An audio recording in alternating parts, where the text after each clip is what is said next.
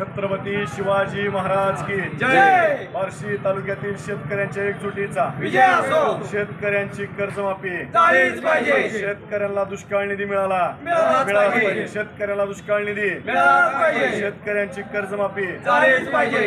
कोण म्हणतो देत नाही? घेतल्याशिवाय राहत नाही. कोण म्हणतो देत नाही? घेतल्याशिवाय राहत नाही. शेतकरी एकजुटीचा विजय असो. जय जवान जय किसान.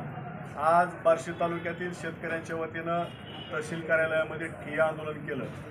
या आंदोलनामध्ये शेतकऱ्यांची संपूर्ण कर्जमाफी यासह सरकारनं घोषणा केलेली जी दुष्काळ निधी आहे तो तात्काळ मिळावा यासाठी आम्ही तहसीलदारांच्या कार्यालयामध्ये ठिय्या आंदोलन केलं. या आंदोलनाच्या माध्यमातून तहसीलदार साहेबांनी सरकारकडे ज्या आमच्या मागण्या आहेत त्या पाठवलेल्या आहेत. आमची सरकारला हात जोडून विनंती आहे की शेतकऱ्यांची कर्जमाफी करा.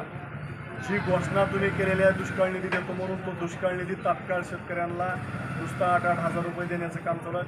त्याच्यासोबत उर्वरित 10,000 15,000 जी मागणी आहे शेतकऱ्यांची जी घोषणा केली आहे ती द्यावं अशी आमची सर्वांची सरकारला विनंती आहे. सरकार मायबाप तुम्ही शेतकऱ्यांसोबत शब्दांचा खेळ करू नका. शेतकऱ्यांना नादी लावू नका. शेतकऱ्यांनी तुम्हाला या खुर्चीवर बसवलेलं आहे त्याच्यामुळं शेतकऱ्यांची चेष्टा करू नका अशी आमची तुम्हाला हात जोडून विनंती आहे.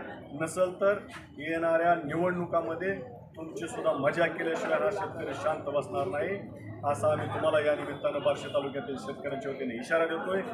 जय हिंद, जय महाराष्ट्र, जय जवान, जय किसान. जय जवान, जय किसान.